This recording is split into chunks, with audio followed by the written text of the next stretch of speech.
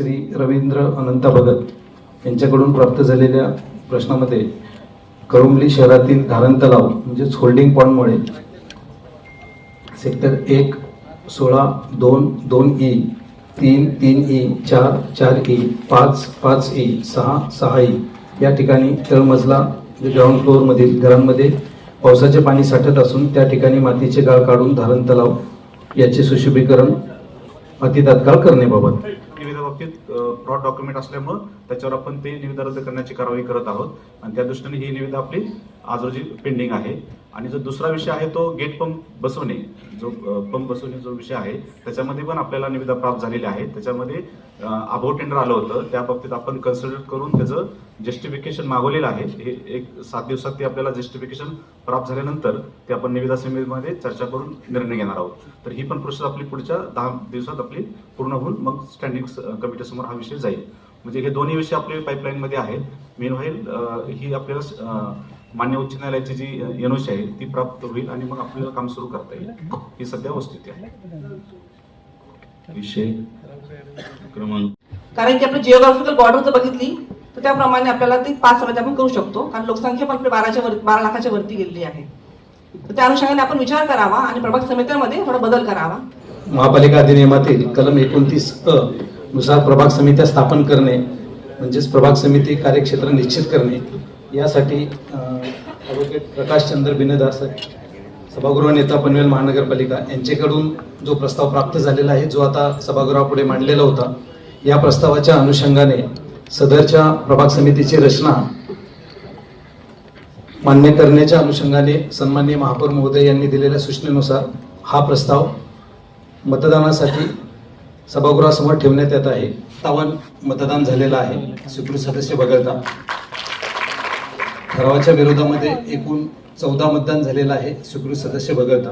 सन्माननीय ॲडिशनल आयुक्त साहेब, मग आपण कोणती कारवाई केली का त्या अधिकाऱ्यावर, याला आपण माहिती द्यावं. त्याचे जे प्रश्न आहे त्याला माहिती द्या, मग मी बोलतो. कारण हा अत्यंत गंभीर प्रश्न आहे. आता बसा, तुमचा प्रश्न विचारून झाला. परंतु आपण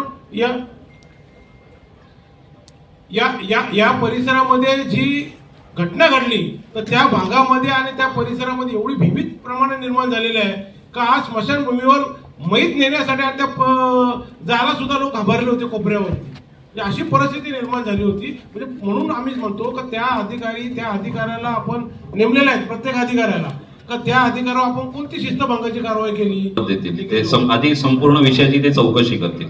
धन्यवाद. समजा प्रश्न उत्तर पण नाही पण राहिला ना त्याच्यात, तर थोडक्यात मला बोलायचं नाले संदर्भात. नाही, विषय जोडून बोलू नका. लतीफ शेख नको.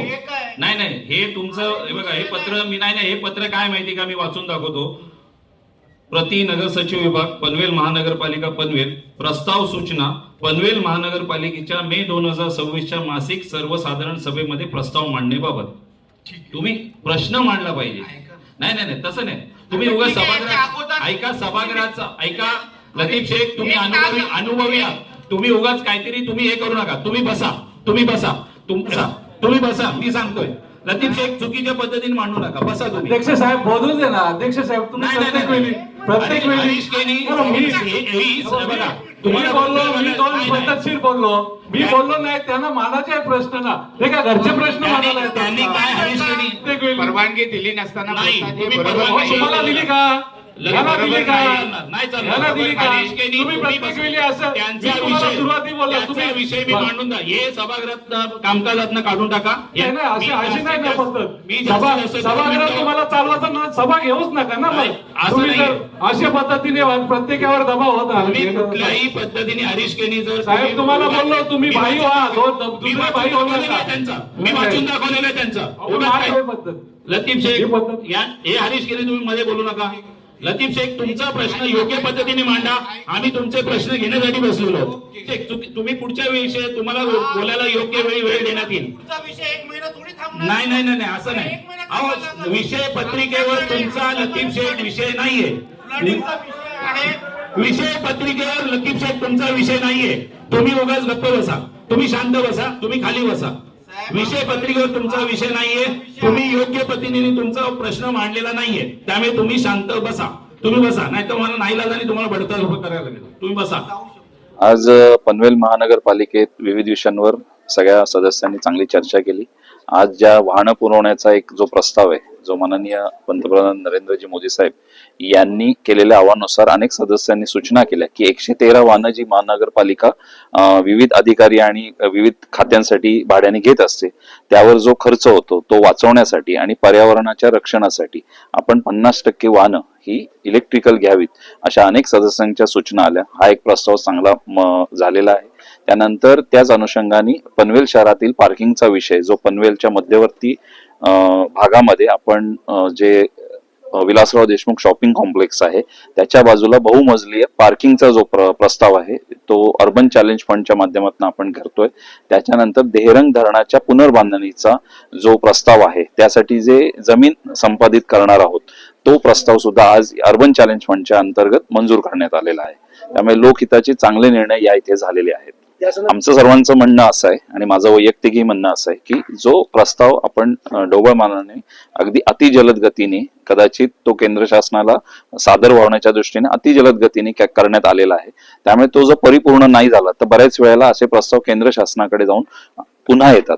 त्यामुळे त्याच्यामध्ये वेळेचा जास्त अपव्यय होतो. त्यामुळे आता जो प्रस्ताव आणि याची माहिती की हा फंड कसा उभारणार आहे, की जागतिक बँक किती लोन देणार आहे, इतर जो निधी आहे तो आपण पब्लिक बॉन्डच्या रूपाने उभे करणार आहोत, त्याचं काय स्वरूप असेल हे सगळं सदस्यांना, सन्मान्य सदस्यांना माहित असेल तर ते आपण पनवेलकरांना सांगू शकतो. त्यामुळे हा प्रस्तावाबद्दल आम्ही हा स्थगित ठेवण्यात आलेला आहे. त्याची पूर्ण माहिती, परिपूर्ण माहिती घेऊन आणि तो परिपूर्ण रीतीने केंद्र शासनाला सादर व्हावा यासाठी आज आम्ही तो स्थगित ठेवलेला आहे.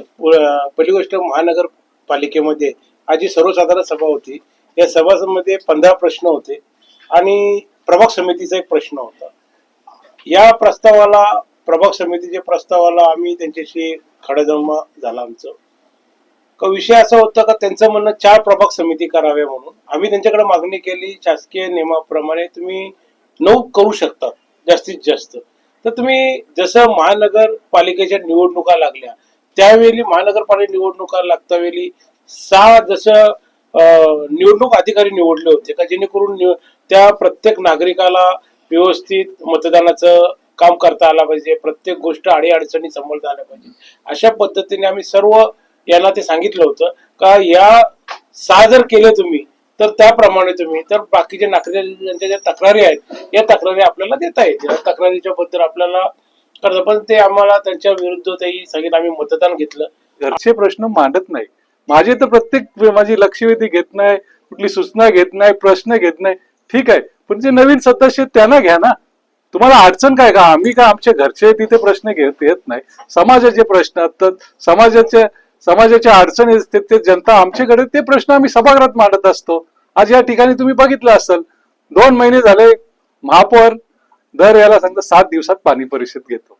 प्रत्येक वेळी तीच, आजही तोच उत्तर. आज जनता पाण्यासाठी, आज अक्षरशः आंघोळीला पाणी नाही. आज जरी पाणी परिषद घेतली असती काय आपल्याला, ठीक आहे तुम्हाला तर पाणी हाणता येत नाही, तुम्हाला एवढे वर्ष सत्ता आहे, आम्ही शेवटी हायकोर्टात याचिका दाखल केली. परंतु जे आपले जुने स्तोत्र आहेत, तलाव आहे, विहिरी आहे, काही ठिकाणी नद्यांना बंधारे, अशा पद्धतीने केलं तर कुठेतरी आपल्याला पाण्याचं नियोजन करता येतील. आज आम्ही चांगल्या भावने, आम्ही कुठल्या चांगल्या विषयाला कुठे विरोध करत नाही, त्या ठिकाणी जरूर पाठिंबा, कारण समाजाचा प्रश्न आहे, ह्या नागरिकांचा प्रश्न आहे, त्यासाठी चांगले विषय आले मी त्याला आम्ही स्वतःहून पाठिंबा देतो. आजही आम्ही पाठिंबा दिला. त्यांना सांगितलं तुम्ही पटलावर विषय आणलात, तुम्ही आमचा विरोध नाही ना.